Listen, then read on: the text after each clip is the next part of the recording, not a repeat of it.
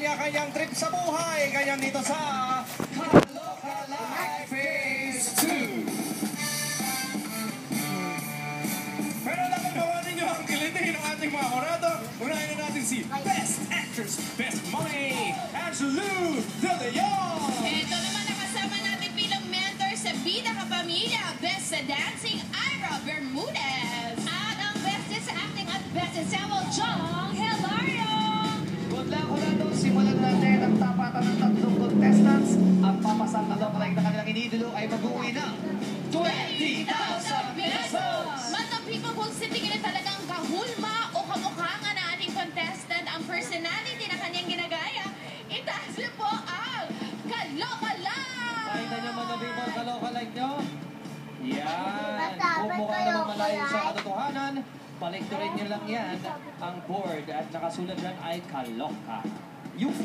Kaya tawagin na natin ang unang si Salan, 21 years old at on-call computer guy sa kanilang barangay. Contestant number 1.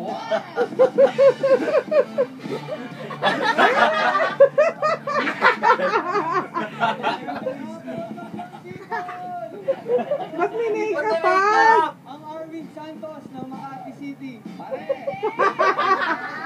Ba't may make-up? Putang ina na ako ng make-up eh. Dapat wala. Pumangit yung mata. Parang feeling ko tumangkad ako. Oo. Sino yan, be? TJ. Sino nag-make-up? Sila. Dito tayo, dito. Wow, Ann Curtis. Joke lang kuya, dito tayo. Para lang mawala yung kinakabahan. Pinaglaro ka na si DJ.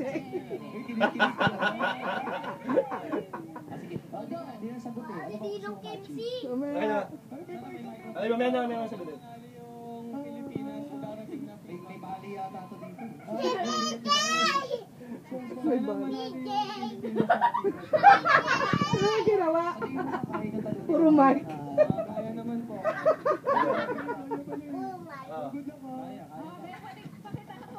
Hello.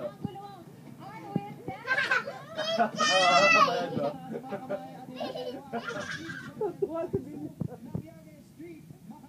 Kinakabahan niya. Okay. Kinakabahan. Ito, wala ba yan to? Yes. Oh. Oh, ayos ah. Oh. Galing ah. Oh. Galing ni TJ ah. Totoo si Bilis.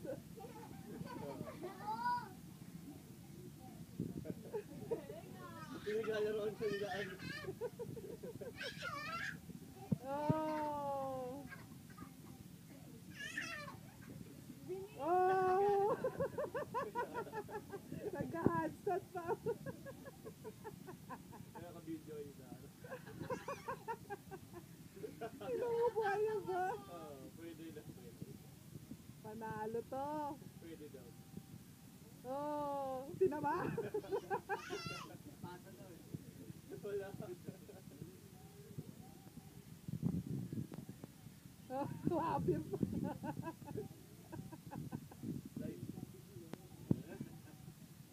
Sayang wala si Vice oh. Okay ka lang. Totoo si Bilis, nakita niya si Titi.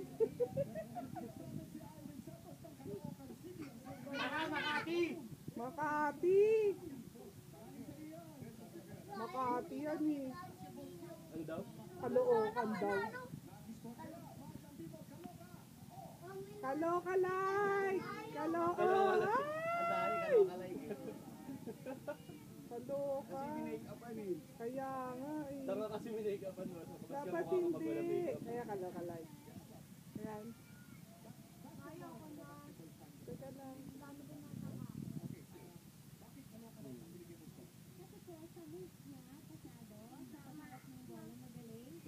Tumukha Tuwa nga eh.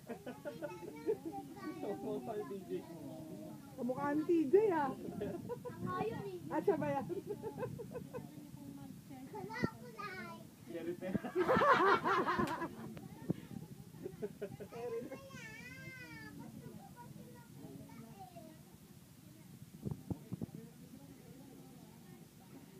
Sino magkain sa kanya si Angelo? Hindi kami ano, no?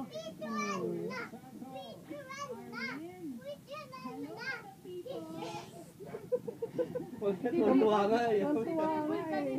Kamukha ni TJ, be? Kilala pala siya dun sa white band, o headband na ganyan. Yan, Pero oh. sana, ginawa mo ng konting style. Mas gusto ko sana yung, kasi pinapakita kanina yung hat niya. Siguro mahirap humanap doon. Pero para sa akin naman, pasok yung itsura mo kasi from afar, pwede. From sa TV rin pwede. So, Nahihiyas ka dyan kanina eh. pero para sa akin, pwede ka. Sige po. Thank you po. Si ano ni Jong yan, okay yan kay Jong. Third year college student, our contestant number 2. Wala na.